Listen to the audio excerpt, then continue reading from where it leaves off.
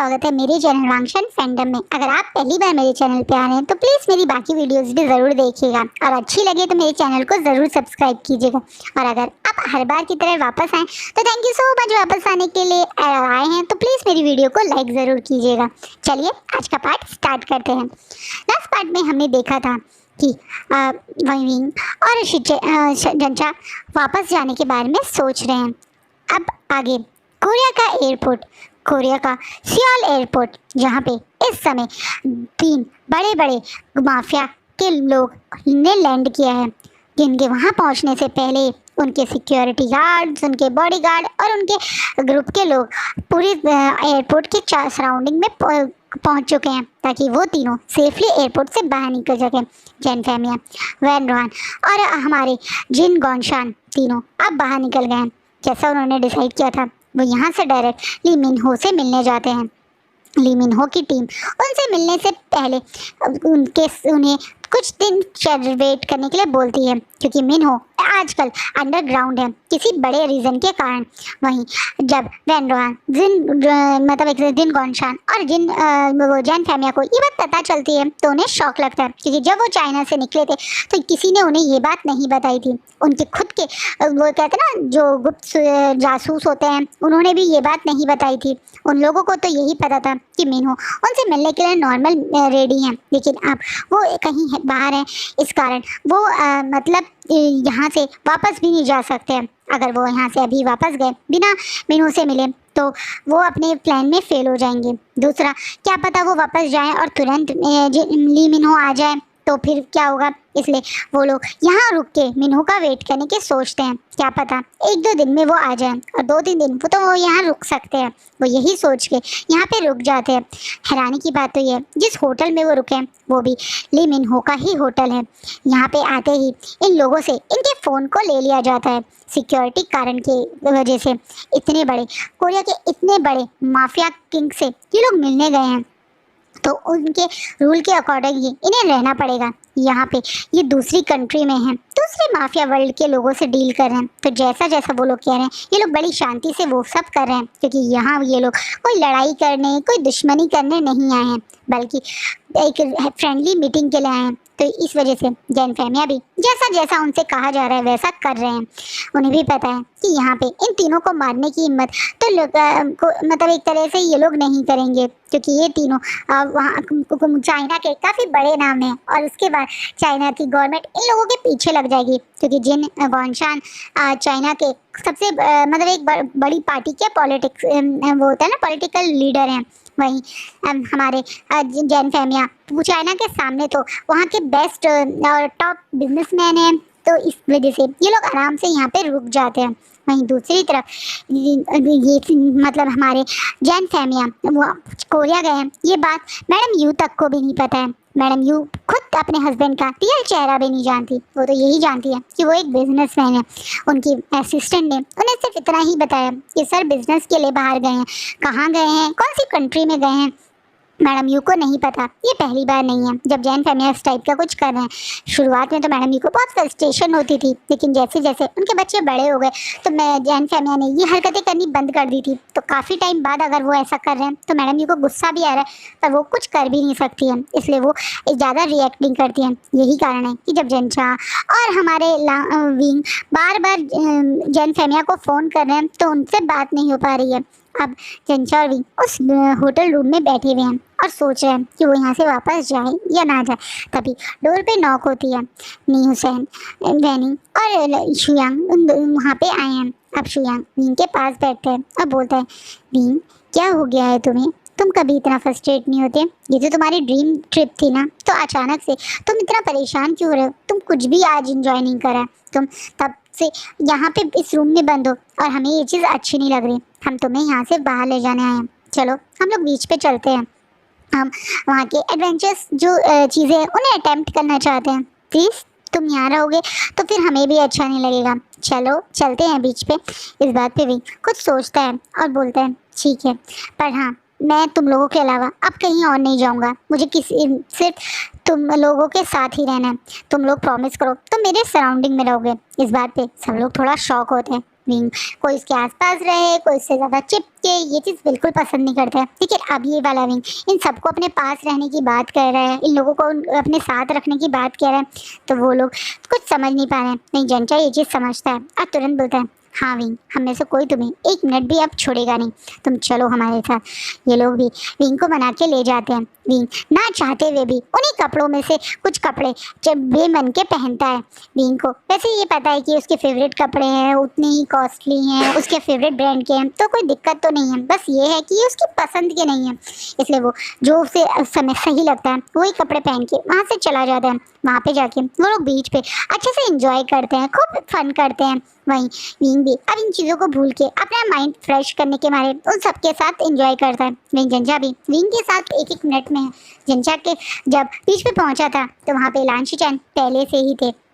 जंजा और लांशीचैन एक दूसरे के साथ हैं। ये सब लोग वाटर में खेल रहे हैं, एक दूसरे के ऊपर पानी फेंक रहे हैं। जंजा बेचारा थोड़ा बाहर बैठ के इन लोगों को ऐसे एंजॉय करते हुए देख रहा है। वहीं लांशीचैन भी जंजा के पास बैठ कर उससे बातें कर रहे हैं। एक अच्छा क्वालिटी डे स्पेंड करते हैं। विंग पूरा दिन आज ऐसे ही अच्छे से एंजॉय करता है। बचे हुए जो उसके मतलब चीज़ें थी, उन सारे गेम्स को, उन सारे ट्रिप मतलब एक तरह उन सब चीज़ों को अटेम्प्ट करता है, उन पूरा अपना दिल लगाता है। अगला दिन ये लोग माउंटेन में जाने वाले थे, तो आज ये पूरा दिन बीच पर ही रहते हैं। विंग अब थक के अपने रूम में आके सो जाता है। वहीं जंचा भी इसी रूम के दूसरे वाले मतलब इसी रूम में जो दूसरा वाला सेपरेट रूम है उस वाले बेड पे सो रहा है। वह रात में जब विंग गहरी नींद में है तो कोई उसकी बालकनी से डोर ओपन करके अंदर आता है। ये पर्सन आप और हम अच्छे से जानते हैं कौन है। वो प्यार से विंग के पास बैठता है। सोता हुआ विंग उसे बहुत ज़्यादा क्यूट लग रहा है।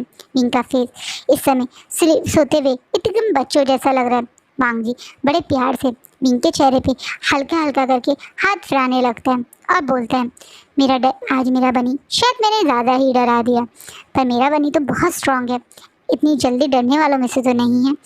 क्या बात है बनी, मैं तो रोज़ तुमसे मिलने आता हूँ, रोज़ तुम्हें इसी तरह से टच करता हूँ, तब तो तुम्हें कुछ पता नहीं चलता है, लेकिन आज जब मैंने तुम्हें ऐसे टच किया तो तुम इतना क्यों घबरा गए। अब तो तुम्हें मेरे टच की, मेरी हर चीज़ की आदत डालनी पड़ेगी। अब रेडी हो जाओ बनी, बहुत जल्दी मैं तुम्हें अपना बनाने वाला हूँ। मैं तुमसे शादी भी करूँगा, तुम्हें माफ़ भी करूँगा। बस 5 दिन और 5 दिन का वेट करो भाई, तुम्हारे बर्थडे वाले दिन तुम हमेशा के लिए अब मेरे बन जाओगे। तुम 18 ईयर के होते ही मेरे हो जाओगे। ये बात बोलने के बाद भी सोते हुए मतलब ये बात बोलते ही वांग जी सोते हुए विंग के माथे पे किस करके वहाँ से चला जाता है। विंग गहरी नींद में था तो उसे नहीं पता वांग जी उससे क्या कह के गया है, लेकिन अब वांग जी ने सोच लिया है कि वो अपने मतलब उसके अपने प्लान के अकॉर्डिंग वो अब कल से बिल्कुल वैसा ही करेगा। ना ही इम्पेशेंट होगा, ना ही गुस्सा करेगा और अपनी जेलसी पे भी कंट्रोल करेगा। वो विंग को अब यहाँ से वापस जाने वाले, क्योंकि मैंने जैसे बताया विंग की वॉच में वो है ना माइक है, तो उसने भी जंचा की और विंग की बातें सुन ली थी वापस जाने वाली, और वो भी घबरा गया था कि कहीं ये लोग वापस ना चले जाएं। लेकिन अब ये लोग यहाँ रुके हुए हैं तो विंग ने मतलब विंग को ना डराने की वांग जी ने अपने आप में प्रॉमिस किया है, और वो अब अपने प्रॉमिस के अकॉर्डिंग 2 दिन तक ये लोग इसी तरह से एंजॉय करते हैं। विंग को दूर दूर से देखता रहता है, विंग की अपने उसके माइक के थ्रू आवाज़ सुनता रहता है, लेकिन उसके पास नहीं जाता है। इन 2 दिन में जंचा और लांशीचैन एक दूसरे के काफ़ी क्लोज आ गए हैं, और ये चीज़ अब तो चुयांग, नी हुसैन, विंग और यहाँ तक कि हमारा वैनिंग भी फील कर रहे हैं। ये लोग भी जंचा को पहली बार किसी अल्फ़ा के क्लोज जाता देख के थोड़ा खुश भी हो रहे हैं और थोड़ा सा स्ट्रेस भी हो रहे हैं। खासकर नी हुसैन बहुत स्मार्ट है और उसे एकदम से एक स्ट्रेंजर का इस तरीके से जंचा के क्लोज आना थोड़ा सा घबराहट फील कर रहा है, पर वो ज़्यादा मतलब सोचता नहीं है। यही सोच के कि शुरुआत की बात है, क्या पता ये लोग जब वापस अपने शहर चले जाएंगे बहनी तो फिर शायद ये लोग इतना फील ना मतलब इतना क्लोज होंगे या नहीं होंगे, वो बात की बात है। विंग। और आज ये सारा ग्रुप खासकर माउंटेन में जाने वाला था। आज ये लोग पहले ट्रैकिंग करते, उसके बाद ऊपर पहुंच के वहाँ से पैराग्लाइडिंग करते। ये लोग इस ट्रिप में उसमें गए थे। वैसे तो इनके होटल के थ्रू एक होता ना को गाइड करने वाले होते हैं, वो मिला हुआ है, लेकिन उसके बावजूद भी ये वो पर्सन आज इन्हें मना करता है। आज काफ़ी तेज़ बारिश थी, हो रही थी, काफ़ी मतलब पहाड़ में लैंडस्लाइड होने का डर था, लेकिन उसके बावजूद भी ये लोग वहाँ जाने की सोचते हैं, क्योंकि आज लास्ट डे है। कल ये लोग वापस अपने अपने मतलब वापस जा चुके हैं। इस मतलब फर्स्ट डे वो आए थे, फिर सेकंड डे इन्होंने बीच किया, 2 दिन हो चुके हैं, तो आज इनका 5th डे है। और फिर नेक्स्ट डे विंग मतलब आज 12 बजे विंग का बर्थडे हो जाएगा। और फिर नेक्स्ट डे ये लोग अपना मतलब विंग अपनी फैमिली के पास चला जाएगा, अपनी फैमिली के साथ एंजॉय करने। इसी कारण ये लोग आज वहाँ जाना चाहते हैं, क्योंकि इन्हें पता है फिर कल ये लोग चले जाएंगे तो फिर ये सारे ट्रिप्स, ये ट्रैकिंग और पैराग्लाइडिंग ये सब भी मिस कर जाएंगे। तो इस कारण ये लोग उस कोच को मना लेते हैं। वो कोच काफ़ी डरा हुआ घबराया हुआ है, इसी कारण वो जाने से मना कर देता है। अब इन लोगों को वहाँ जाना है, लेकिन कोई इनके साथ नहीं जा रहा है, तो ये लोग अकेले जाने की सोचते हैं। तभी होटल के डोर पे ही इनको लान शिचैन मिल जाते हैं। लान शिचैन बताते हैं कि वो यहाँ काफ़ी साल से आ रहे हैं, क्योंकि ऑब्वियसली लान शिचैन सबसे बड़े हैं एज में, और ऊपर से उन्हें काफ़ी नॉलेज है ट्रैकिंग की, पैराग्लाइडिंग की, तो वो इन लोगों को हेल्प कर सकते हैं ये लोग भी, क्योंकि लान शिचैन काफ़ी दिन से इनके साथ ही हैं। और लान शिचैन इनके ऊपर अब इनको थोड़ा बहुत ट्रस्ट भी हो गया है, तो इन लान शिचैन को अपने साथ ले जाते हैं। शुरुआत तो बहुत अच्छे से होती है, सब लोग धीरे धीरे अपने ट्रैकिंग कर रहे हैं, एक दूसरे की हेल्प कर रहे हैं, हंसी मजाक कर रहे हैं। नहीं हुसैन का वेट पर उसका खूब मजाक बना रहे हैं। इन शॉर्ट हंसी मजाक चले जा रही है। धीरे धीरे करके ये ऑलमोस्ट हाफ माउंटेन में पहुंच गए और रेस्ट कर रहे थे।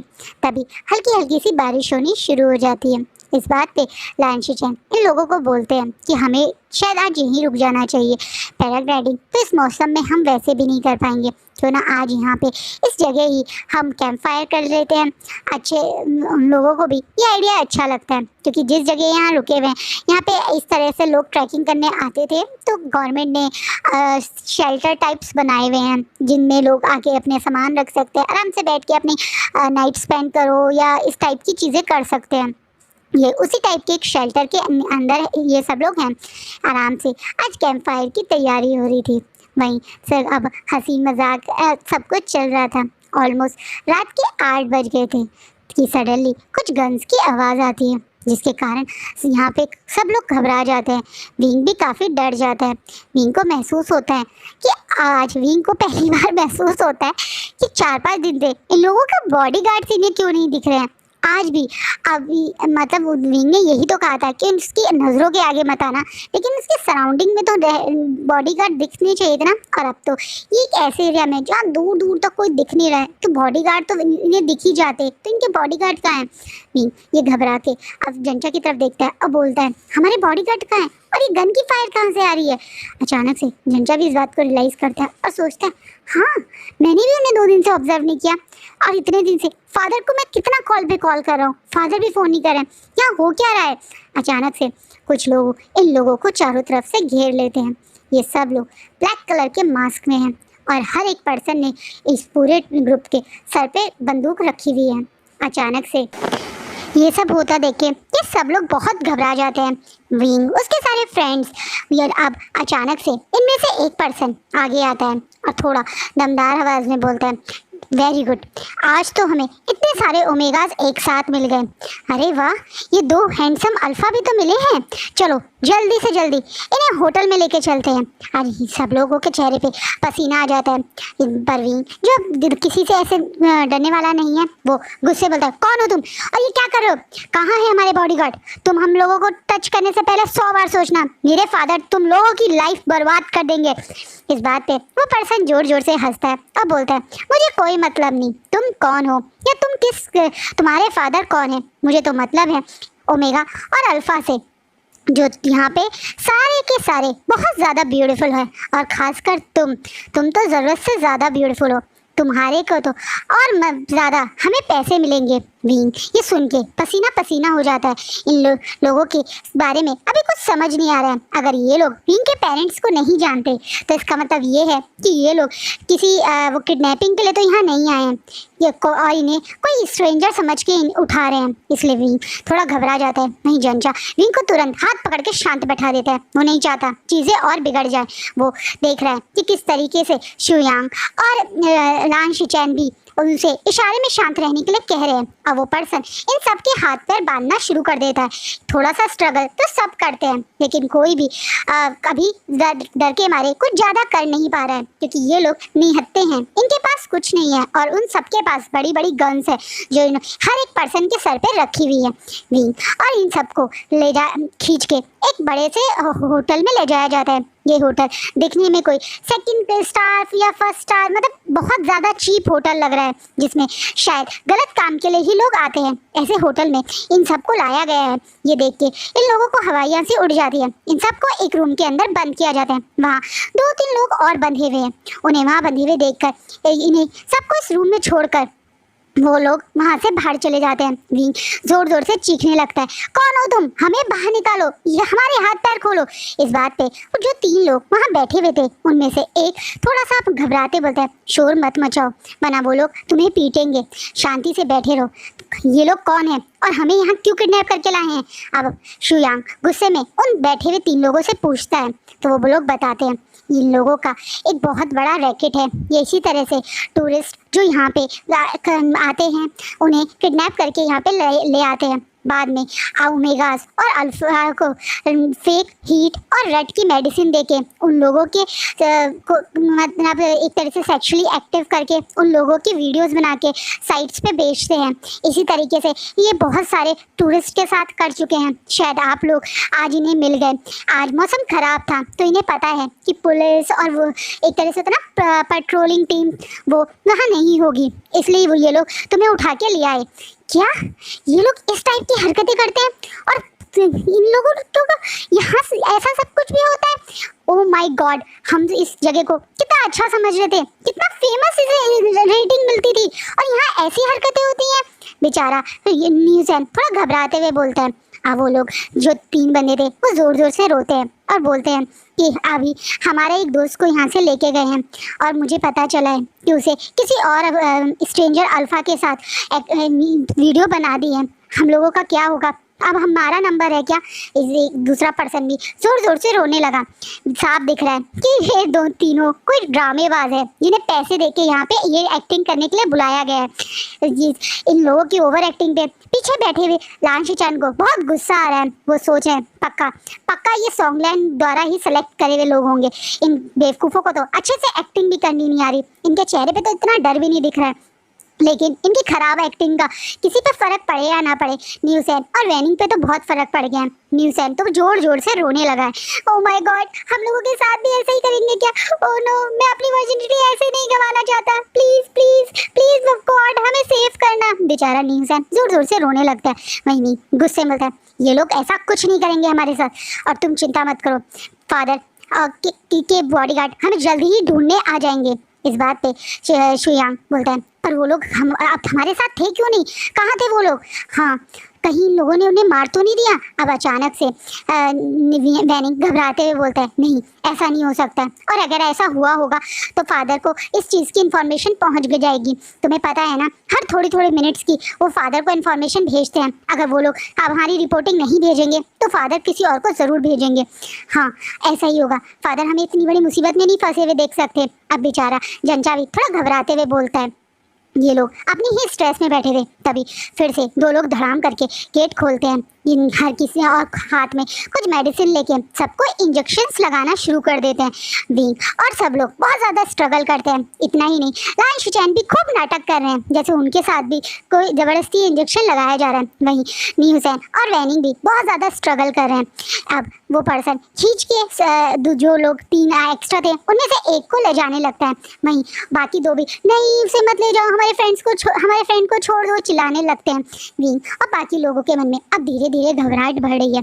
वहीं किसी और को कुछ फर्क पड़ा है या ना पड़े, पर विंग को अपनी बॉडी में एक अजीब सी सेंसेशन फील हो जाती है। सच्चाई ये ये हीट फेक हीट का इंजेक्शन सिर्फ विंग को ही लगाया गया है और बाकी किसी को अभी इंजेक्शन जो लगाए गए हैं उनमें कोई मेडिसिन नहीं थी, लेकिन विंग को सच्ची में फेक हीट का इंजेक्शन लगाया गया है। वहीं विंग बहुत ज़्यादा स्ट्रगल कर रहा है, जो उसे अब बैठा नहीं जा रहा है। वहीं चंचा भी विंग को ऐसे परेशान होते हुए देख के घबराता है। विंग विंग तुम ठीक हो? पर इससे पहले कुछ और होता, विंग अचानक से धड़ाम करके गिर जाता है। वहीं विंग को ऐसे बेहोश होते देख चंचा बहुत ज़्यादा घबरा जाता है। इससे पहले कुछ और होता, सडनली एक इंसान आता है और विंग को वहाँ से ले जाने लगता है। चंचा जोर जोर से चीखने लगता है विंग विंग करके, लेकिन वो इंसान जो है वो विंग को अपनी गोदी में ब्राइडल स्टाइल में उठा के ले जाता है। उस पर्सन ने भी ब्लैक कलर के कपड़े पहने हुए हैं और मुंह पे उसके भी मास्क है। वो पर्सन इस तरह से विंग को ब्राइडल स्टाइल में ले जा रहा है तो वहाँ चंचा की हालत बुरी हो गई है। न्यूसेन और में एक तरह से वैनिंग और शुयांग भी बहुत ज़ोर ज़ोर से चिल्ला रहे हैं। शुयांग को भी लग रहा था कि ये लोग सिर्फ डराएंगे, बट यहाँ क्या सचमुच में विंग को कुछ हो गया है? शुयांग डर रहा है। वहीं रान शिचैन शायद समझ गए कि वांग जी अपने प्लान के अकॉर्डिंग ही कर रहे हैं। वहीं विंग को यहाँ से ले जाते समय वो वांग जी जानबूझ के गेट ऐसे खोल के रखता है कि शिचैन उस इशारे को समझ जाए, और जैसे ही वांग जी विंग को वहाँ से ले जाता है तो शिचैन नाटक करते हैं कि उनकी रस्सी उन्होंने तोड़ दी है और वो जल्दी से उस रूम के बाकी लोगों के हाथ खोलने लगते हैं। चंचा और बाकी सबको लेके वो वहाँ से निकालने लगते हैं। शुयांग रोते हुए बोलता है नहीं, हमें पहले विंग को ढूंढना चाहिए। हाँ, जल्दी से विंग को ढूंढने की कोशिश करो तुम। ये बात बोल के मतलब लान शिचैन बोलते हैं शुयांग को, और मैं तुम इन तीनों को लेके बाहर जाता हूँ। इससे पहले विंग की तरह इनके ऊपर भी इनकी बॉडी पे भी उस मेडिसिन का असर हो, हमें यहाँ से जल्द बाहर जाना चाहिए। वहीं न्यूसेन और वैनिंग तो लान शिचैन के साथ जाने के लिए तैयार हो जाते हैं, लेकिन जंचा नहीं मना कर देता है और जोर जोर से बोलता है नहीं, मैं कहीं नहीं जाऊँगा, मैं अपने भाई के बिना कहीं नहीं जाऊँगा। कहाँ लेके गए हैं वो मेरे भाई को? प्लीज़ प्लीज़ मेरे भाई को ढूंढवा दो, मैं कहीं नहीं जाऊँगा। जंचा को लान शिचैन जबरदस्ती अपने साथ ले जाते हैं। तुम समझ क्यों नहीं रहे हो? तुम्हारा भाई को ढूंढने गया है ना शुयांग उसे ढूंढ लेगा, लेकिन तुम इस तरीके से अगर यहाँ रहोगे तो तुम्हारे साथ कुछ गलत हुआ तो मेरा दिल बर्दाश्त नहीं करेगा। इस स्थिति को समझते हुए लान शिचैन वह अपनी फीलिंग को जंचा के सामने एक्सप्रेस कर देते हैं। वो बोलते हैं कि तुम्हें अगर कुछ हो गया तो मैं मर जाऊंगा। इन कुछ टाइम में मैंने तुम्हारे साथ जो समय बिताया, तुम मेरी लाइफ के बहुत स्पेशल बन गए हो। मैं तुम्हें खतरे में नहीं छोड़ के जा सकता। प्लीज़ प्लीज़ मेरे साथ चलो। मैं वादा करता हूँ कि तुम्हारे भाई के साथ कुछ गलत नहीं होने दूंगा। मैं तुम्हारे भाई को ढूंढ के वापस लाऊंगा। अभी प्लीज़ तुम मेरे साथ चलो प्लीज़। बेचारा से जंचा जो जानता है कि वो भी एक ओमेगा है, और वो भी अगर इस तरह की फेक हिट की इंजेक्शन उसे लगा है जो तो वो भी अभी थोड़े टाइम बाद एक अजीब सी सिचुएशन में आ जाएगा। वो भी उस सिचुएशन में फंस के शायद अपने भाई को तो नहीं बचा पाएगा, इसलिए वो ना चाहते हुए भी अपने इस समय लान शिचैन के साथ चला जाता है। वहीं लान शिचैन शुयांग को इशारा कर देते हैं। शुयांग दौड़ता हुआ जाता है। वो सचमुच में विंग कहाँ है देखना चाहते हैं, लेकिन उससे पहले ही उसे सोंगलेन और शॉ शिनचैन रोक देते हैं और बोलते हैं कि तुम चिंता मत करो, विंग डेविल के पास है, तुम आराम से हमारे साथ चलो। पर शुयांग बार बार सोंगलेन से बोलता है नहीं, मुझे एक बार विंग को देखना है। क्या सचमुच में तुम लोगों ने उसे फेक हिट क्या इंजेक्शन लगाया है? इस बात पे सोंगलेन और शॉ शिनचैन एक दूसरे की तरफ देखते हैं। ये तीनों एक ही मतलब एक होता है ना, अनाथ आश्रम में रहते थे। ये तीनों एक दूसरे के साथ शायद 2-3 साल के होंगे तब से हैं, और इनकी याद से जब इनकी आंखें खुली हैं तो ये एक दूसरे को ही पहचानते हैं। माँ बाप तो इन्होंने कभी देखे नहीं, बस एक दूसरे के सहारे थे ये तीनों। इसलिए बाकी 2 लोग शुयांग को थोड़ा संभालते बोलते हैं शुयांग तुम गलत ट्रैक पे जा रहे हो भाई, तुम फिक्र मत करो, उसे कुछ नहीं होगा। तुम जानते हो ना डेविल उसे के साथ कुछ गलत नहीं होने देगा। नहीं, मुझे इसी बात का तो डर है। तुम्हें दिखता है डेविल की आंखों में उसके लिए पागलपन। मुझे डर है कहीं डेविल उसके साथ कुछ कर ना दे। अगर वो कुछ करेगा भी तो उसे माफ़ कर देगा ना। तुम क्यों नहीं समझते, वो डेविल का ओमेगा है। तुम उसकी तरफ ऐसी नज़रों से मत देखो, मुझे डर लग रहा है कहीं तुम्हें कुछ ना हो जाए। शुयांग इन दोनों से लड़के वहाँ जाने की कोशिश करता है, ना चाहते हुए भी।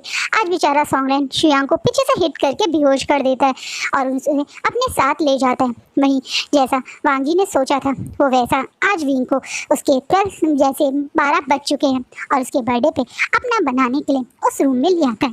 विंग जो इस समय हीट में है और बेहोश है, उसे वांग जी बड़े प्यार से पहले बेड पे लिटाता है और फिर अपने हाथ से उसके फेस पे सहराने रखता है। वहीं विंग को देखते हुए अब वांग जी अपने फेस से वो मास्क हटा देता है, अपने वो ब्लैक कलर की हुडी उतार देता है, और अब वो एक वाइट कलर की लूज सी टी शर्ट में है और वही ब्लैक कलर की जीन्स में है। वो विंग के सामने बैठा है और विंग को देख रहे हैं, मन में सोच रहे हैं, फाइनली फाइनली आज मेरा ओमेगा मेरा होगा। मैं जानता हूँ विंग, शायद जो आज तुम्हारे और मेरे बीच में होगा वो इस समय तुम्हारे कंसर्न से बाहर होगा, पर मेरा यकीन करो, मैं तुम्हारे साथ कुछ गलत नहीं करना चाहता था, पर मैं ये भी जानता हूँ कि होश में तुम मुझे कभी अपना अल्फा एक्सेप्ट नहीं करोगे। पर आज मैं तुम्हें अपना बनाना चाहता हूँ, तुमसे शादी करना चाहता हूँ। मैं तुम्हें नाम दूंगा अपना और तुम्हें अपना ही बनाऊंगा, चाहे कुछ भी हो जाए। मेरे बदला में मैं तुम्हें बीच में नहीं आने दूंगा। मुझे पता था तुम्हारे फादर को बहुत जल्दी मेरे बारे में पता चल जाएगा और वो फिर पूरी जान लगा देंगे तुम्हें मुझसे दूर करने में, और मैं उससे पहले तुम्हें अपना बना ही लूँगा। तो अब तुम्हारे फादर या दुनिया की कोई ताकत तुम्हें मुझसे कभी दूर नहीं कर पाएगी। वांग जी ये चीज़ बोल के विंग को देख ही रहा था, तभी सडनली विंग अपनी आइज़ खोलता है और वांग जी ये देख के थोड़ा पीछे होके साइड में खड़ा हो जाता है। जब विंग अपनी आंखें खोलता है तो वो देखता है कि एक बड़ा सा बेडरूम है जिसमें मतलब कैंडल लगाई हुई हैं। वो बेड पे पूरे पे फ्लावर पेटल हैं। वहीं घबरा के उठता है, उसकी सांसें बहुत तेज हो रही हैं। उसे महसूस हो गया कि शायद वो ऑलमोस्ट अपनी हीट में आ चुका है। उस पे हीट के इंजेक्शन से उसकी बॉडी पे असर हो गया है। अब वो एकदम से इस रूम को देख के इधर उधर नज़र दौड़ाता है तो देखता है कि सामने एक बड़ा सा मतलब होता है कैमरे का स्टैंड रखा हुआ है जिसमें कैमरा है, और सामने एक पर्सन खड़ा है। विंग उसे देख के गुस्से में कौन हो तुम और यहाँ पे क्या कर रहे हो? मैं कहाँ हूँ? मैं कहाँ है मेरा ब्रदर? कहाँ है मेरा ब्रदर फ्रेंड्स? विंग घबराते हुए बोलता है। वहीं वांग जी अब थोड़ा सा घबराते हुए और ज़्यादा अपने फेस पे स्ट्रेस लगाते हुए देखते हैं जो पीछे से अंधेरे से बाहर आ रहा है। विंग ने अपनी पूरी लाइफ में इतना ब्यूटीफुल, इतना अट्रैक्टिव अल्फ़ा कभी नहीं देखा। ये अल्फ़ा बहुत ज़्यादा हैंडसम है, इसके स्ट्रॉन्ग बॉडी है, जिसका फेस बहुत ज़्यादा शार्प फीचर है, और उन सबसे ज़्यादा है वो आइज़, ये गोल्डन आइज़ जो विंग को इस समय पूरी इंटेंसिटी वाले नज़रों से देख रही है। विंग इस आइज़ को देख के, इस सिचुएशन को देख के थोड़ा घबराता है, पर जब उस अल्फ़ा की आवाज़ सुनता है तो उसको अचानक से वो घबराहट कम हो जाती है। वांग जी बोलते हैं, मैं भी तुम्हारी तरह यहाँ स्टक हूँ, तुम चिंता मत करो, मैं तुम्हारे साथ कुछ गलत नहीं करूँगा, आई प्रॉमिस। मैं तुम्हारे साथ कुछ गलत नहीं करना चाहता। मैं भी यहाँ पे अपने भाई को ढूंढते हुए आया था, and I don't know how मैं इस रूम में आ गया। इन लोगों ने मुझे भी किडनैप किया है, मेरा भाई, मैं अपने भाई को ढूंढने आया था, मैं अपने भाई शिचैन को ढूंढ रहा हूँ। विंग को वांग जी ऐसे घबराते हुए बोलता है जैसे वो यहाँ पे शिचैन को ढूंढते ढूंढते पहुँच गए। शिचैन का नाम सुन के जो विंग थोड़ी देर पहले बहुत ज़्यादा स्ट्रेस था, वो बोलता है तुम शिचैनगा के भाई हो? फिर विंग को याद आता है कि हाँ, शिचैनगा ने बताया था कि उनका एक छोटा भाई है जिसके साथ वो यहाँ आने वाले थे। तो आज का पार्ट यहीं रुकता है। आई होप आपको आज का पार्ट अच्छा लग रहा हो, आपको ये फैन फिक्शन अच्छा लग रहा हो तो प्लीज़ मेरी वीडियो को लाइक कीजिएगा।